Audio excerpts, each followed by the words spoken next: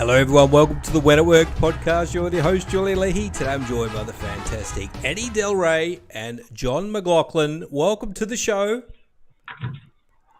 Thank you, Julian. Hi.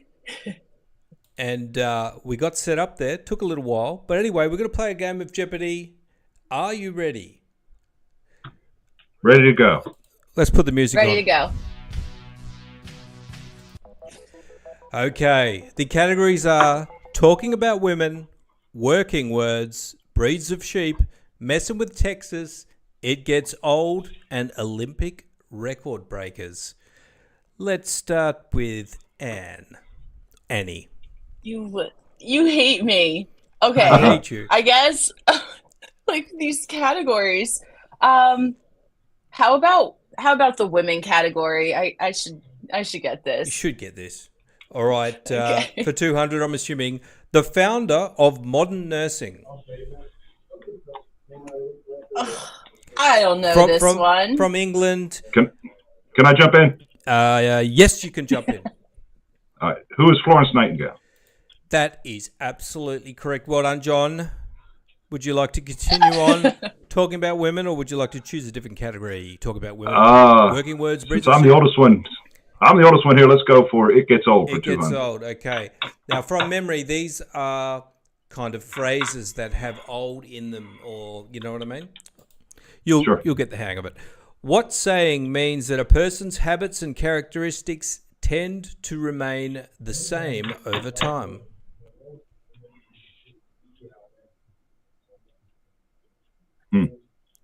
What saying? And I'm going to turn it over to you. I know. This is what is saying that a person's having Something to do with old. What is the saying Right. that a person's habits and characteristics tend to remain the same over time? And you cannot.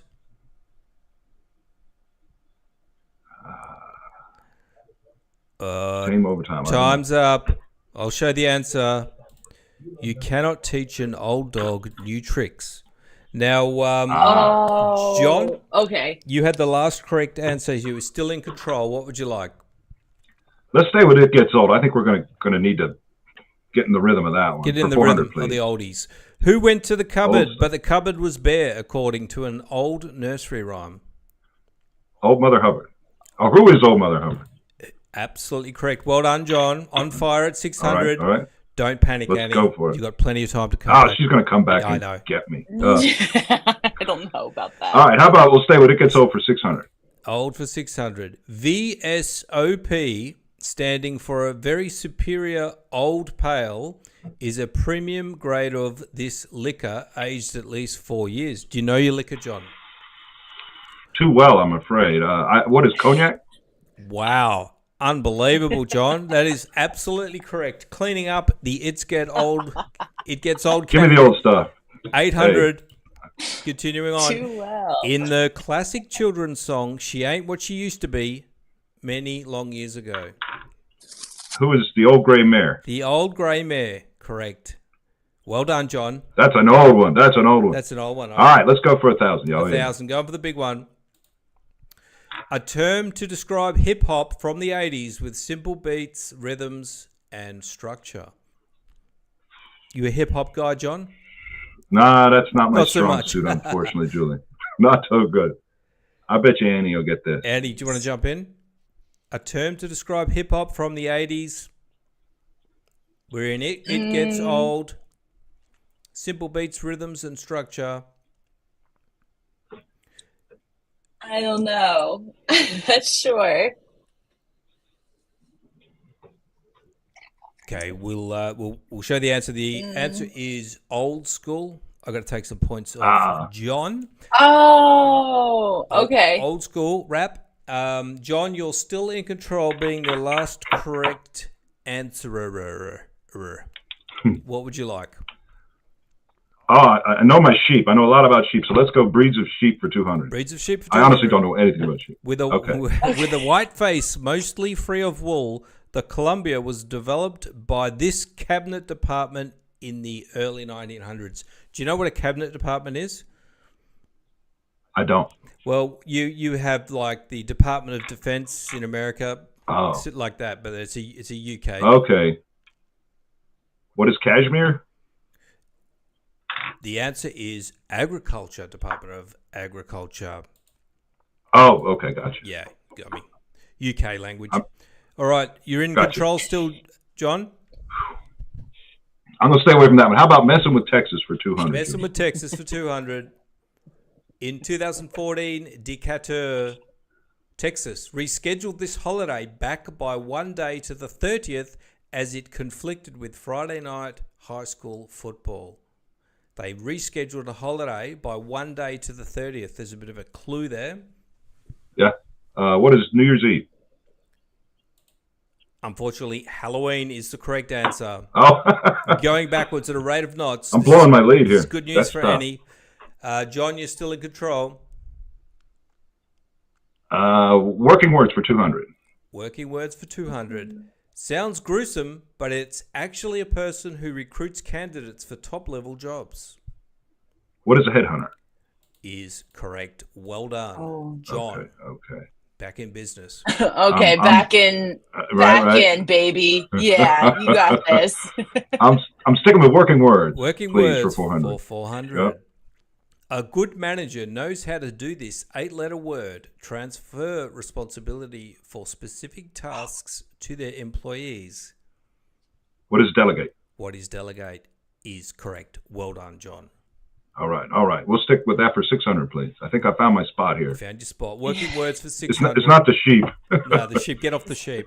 No, that's not for me. That's what we say to New Zealanders. Referring to writers and others who are self-employed and work job to job, it was first used of mercenary knights. Referring to writers and others, and even journalists who are self-employed and work job to job, it was first used of mercenary knights. So it's an old term, but it's used very commonly. Writers. What is a contractor? Independent contractor? That is incorrect. Do you want to have a crack at this one, Annie? Help me out, Annie, please. I know. I literally only knew one answer, and it was delegate this whole time. So I'll just blow up my spot there and share the truth. Referring to writers? Writers and journalists, and they're self-employed and work job to job.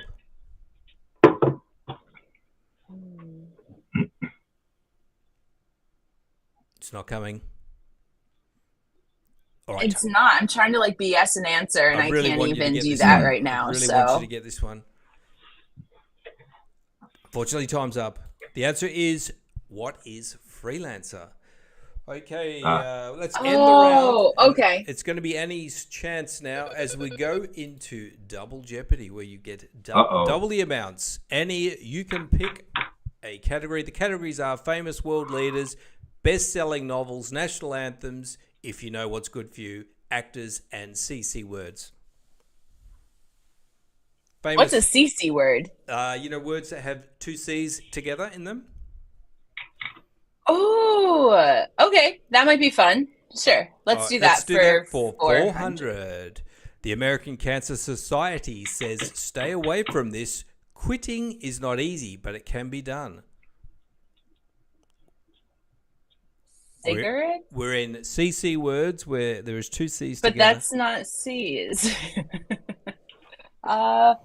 Tobacco? What is tobacco? Annie is on the board. 400. Well, there we go. Yes. There we go. I believed in you, Annie. Yes. What would you like next?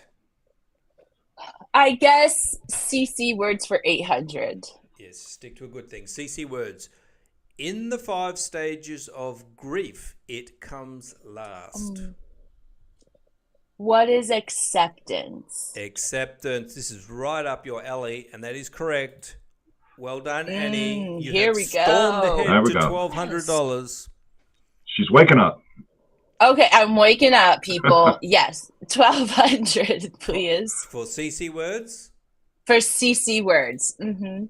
Not named for Pirate William, but for an admiral who died on the Arizona at Pearl Harbor. Here's the USS This flying the Jolly Roger. That makes no sense to me. Not named for Pirate What on named earth? after an admiral who died on the Arizona at Pearl Harbor.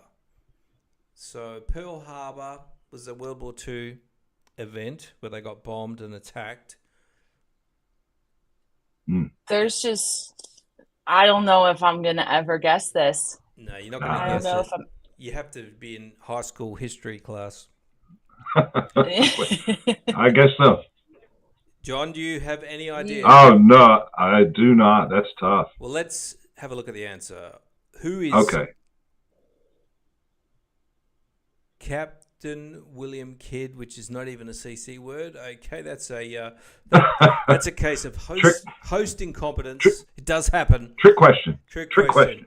All right, you're still in control. Yeah, right? Annie, still in control. I was just building my confidence. Now you knocked me down. All right. Okay, how about CC words for 1600? Let's go back on the CC words for 1600. It begins as a hot, dry desert wind over northern Africa before picking up moisture as it crosses the Mediterranean. This is definitely a CC word. It's a name of a wind. It rhymes with Morocco. Big hint. I owe John a hint as well. Okay, can I take a shot at it? You can. Yeah. Okay, what is a hurricane? Unfortunately, the answer is Sorocco. Have you heard of that? Didn't even know that was a word.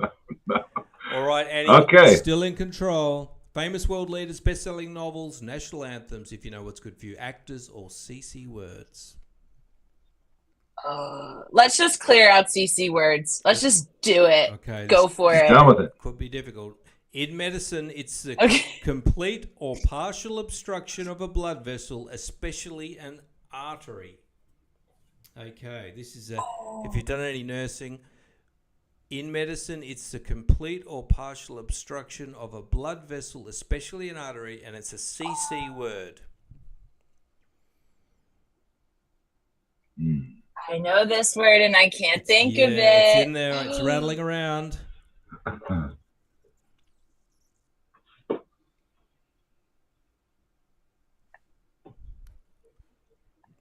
right, time's up. I can't think of it.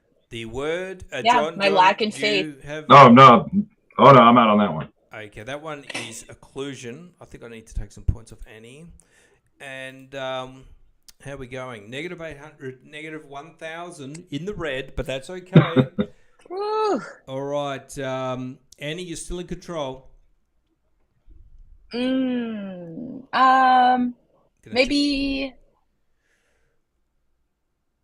if you know it's good for you. I don't know what that means, so I'd like to figure that out. 400. Okay, it's health related. It's often said that this is the best medicine. It's fun to share, adds joy to life, and it relieves stress. What is the best medicine, Annie? Sunshine? Do you want to I'm going to say, I'm going to say laughter. Laughter is correct. Oh, it is laughter. John. Yeah. Okay. Okay, John. That was a good one. Well done. All right. Now we're going to head into better than sheep.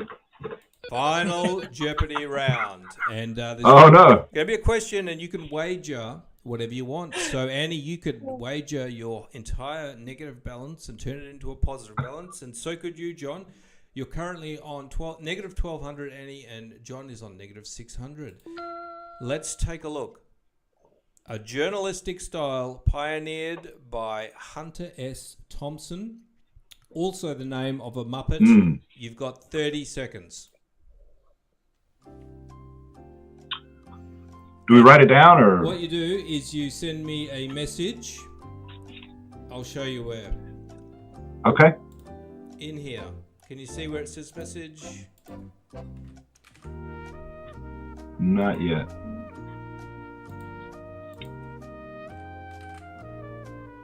Message. Okay, here. I don't know what I'm supposed to be doing right now. Like I can't. It's too blurry on the screen. Okay. The question is, it's a journalistic style pioneered by Hunter S Thompson, and it's also the name of a Muppet. And you got to enter your answer plus the amount you want to wager. Did you get that? I sent it. I don't know if I sent it correctly. Well, now I see it, so I want to do the same. Oh, sorry. I didn't know that was going to be. Whoops. I don't know if it's right, though. And I didn't get your message. What was your... Did you enter one, Annie? I didn't answer one because now I want to guess the same. But that makes me a cheater. What did you answer, John? Animal. I don't know if that's right. And is that your answer, Annie? No, that's not right. That's not right. I know what it is now. I got it, but I already answered it wrong. You've already answered it, yeah. Annie, I'm out. Do you want to have a crack? The anxiety of it all. No, it's okay. Okay, the correct answer is Gonzo. Gonzo. Oh, okay. I don't think I would have guessed that. Mind. I would have been like, Mrs. Piggy? Miss Piggy, yeah. There's not many. What are all the Muppets? Anyway, thanks for playing. And do we get to keep the money or not? It's all negative. You actually owe me money. If you, we have to pay you, yeah. Right? Oh, man. Yeah. I see how this works now. Yeah, I get it. It's a big scheme. Yeah, smart guy you are. All right, that's why I brought in the sheep. Right. We didn't have a chance. Get over to Annie and talk about Annie. What's Annie been doing? Annie is a nationally board certified health and wellness coach and talks about all sorts of things. Tell us a little bit about your journey into coaching. Sure.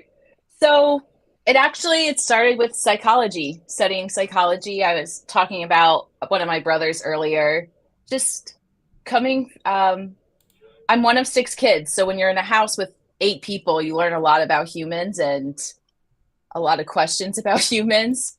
And then I learned that coaching is, wow, I'm sorry that I'm like talking all over the place. I learned the difference between therapy and coaching and realized I wanted to do coaching. I really wanted that, like goal setting, action steps, accountability. And yeah, I love what I do. I love helping people reach their goals. And which type of people do you mostly work with? Who are your ideal clients? I would say women. But I've worked with probably 500 to 600 clients, men and women. Ages, I think my youngest client right now is 6 and the oldest was 84. But if you were to look up my stuff online, it'll mostly be, I would say, catered to women. So with the women that you're working with, what would you, is there anything in particular that seems to be a common theme that you are, a problem that these people are having that you're helping them with? Time and stress management. Those are the big 2. They're stressed because of time, and because of the lack of time management, they're stressed. And what is it that perhaps these people are, I won't say doing wrong, but what are they doing that is causing them to be in a situation where they're feeling stressed? Well, one of them is like the word we use today, delegate, just not delegating, trying to do it them all, do it all their own, do it all by themselves. You know what I mean? And the other one is, this is where I teach mindset work of stop looking for work-life balance. Take that word balance out, because that's why you're so stressed out. You're looking for 50-50. And do you really want to work 50% of your life for your entire life? Probably not. So reminding them of what is balance to you, and let's not call it balance because that's why you're upset. Let's just call it harmony. How can you have a personal life and harmonious with a professional life and enjoy both? Do you find that a lot of your clients suffer from perfectionism, trying to be perfect? Yeah, definitely. And a lot of them, actually, what I've found are now adults getting diagnosed with ADHD. So they're realizing, wow, my brain's actively working against me. So not only do I want to be a perfectionist, but also I am diagnosed with something. No wonder I've been upset since a child. So, yeah, getting rid of that perfectionism of don't worry, it's okay that we're not perfect, because there's no such thing. And Annie, can you tell me what on earth is the shit you wish you knew in high school? That's a book I wrote for my sisters. That's a book I wrote for my sisters, and it's really quick read, just about little life tips. It's good for adults too, but I wrote it for my sisters while they were in high school.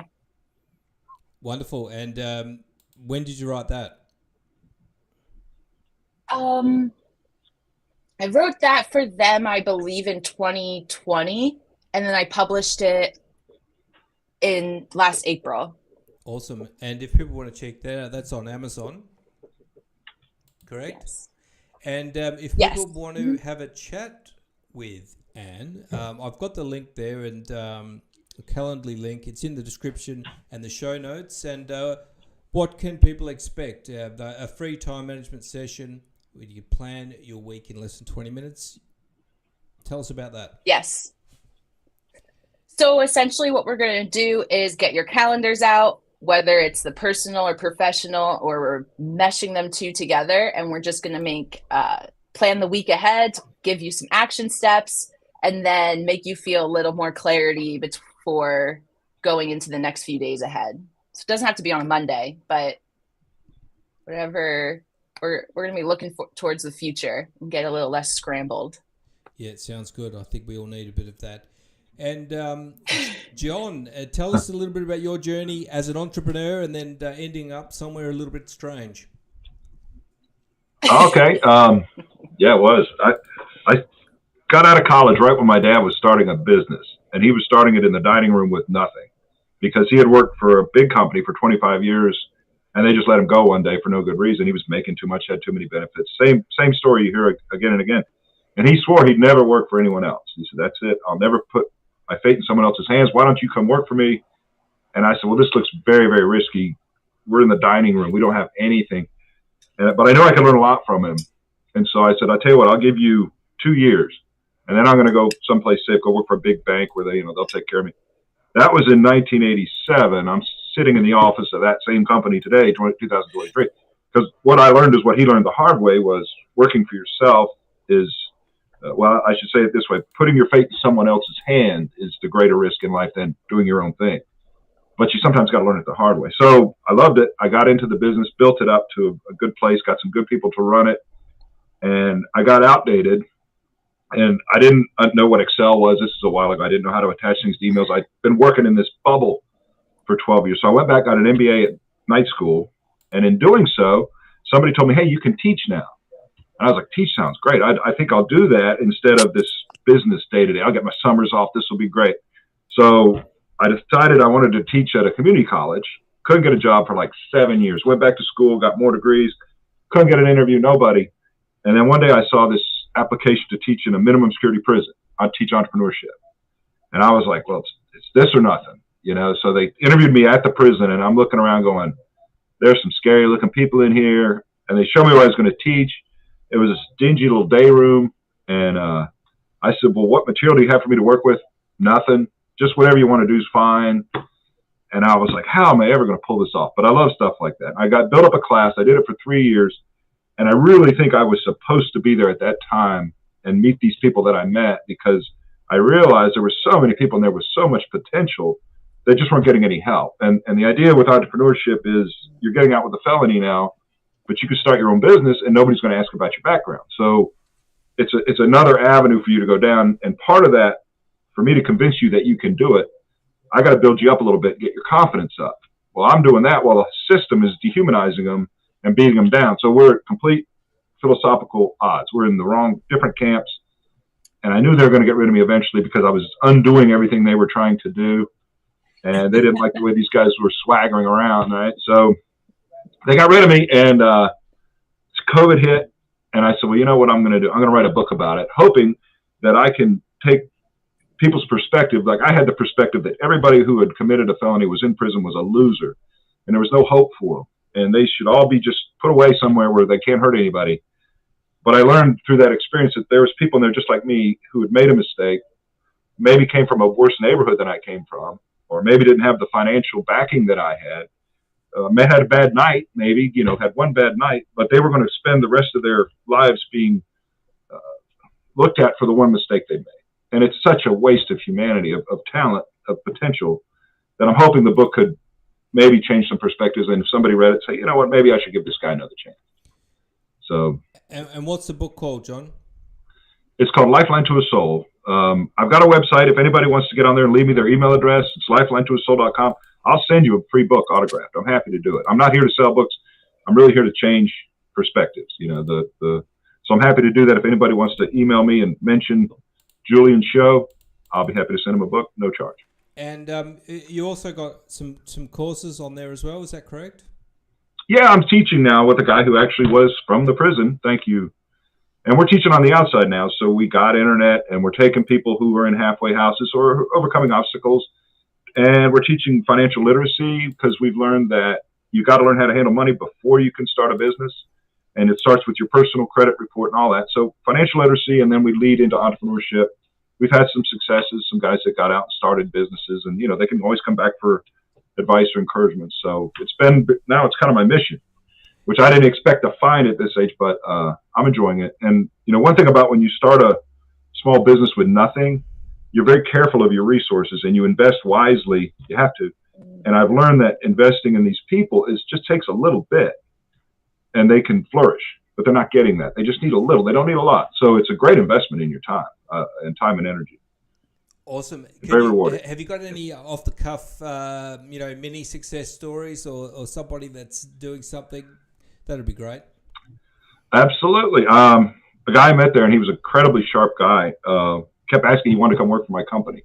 And I had a kind of a rule that I wasn't going to promise anybody any of that kind of stuff, but he wouldn't leave it alone. And so I finally said, okay, I'll tell you what, when you get out, I'll give you a bit hard to month say no to him, here. I suppose.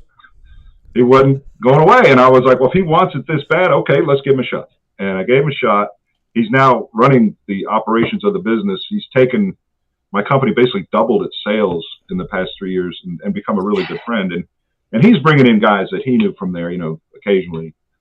But when I met him, he was somebody who made a mistake at 17, and he was doing a sentence for it. But I could see that this kid had amazing potential, and here he got a chance to come out and show it. That's one of many. The guy I work with is another one. I've got a guy who runs a contractor business. There's 7 or 8 guys that I keep up with that have been successful. I don't know whether I had anything to do with it, but it's good to see him grow, Yeah, no, I think you definitely had something to do with it. I mean, people that have never had anybody show them any interest at all, and then it's like coaching teams. If you can get the kids to believe that they can do it, then they can rise up to it. So that's great, yeah. John, and Anne as well, with what you're both doing. So thank you for coming on the show, and the people out there, you know how to reach out to our wonderful guests. Thanks, Anne and John. Thank you for having us. I wish I could have done better on the show, and I'll send the money. I lost. Yeah, checks in the mail. Sit. Very good. See you next time. Bye.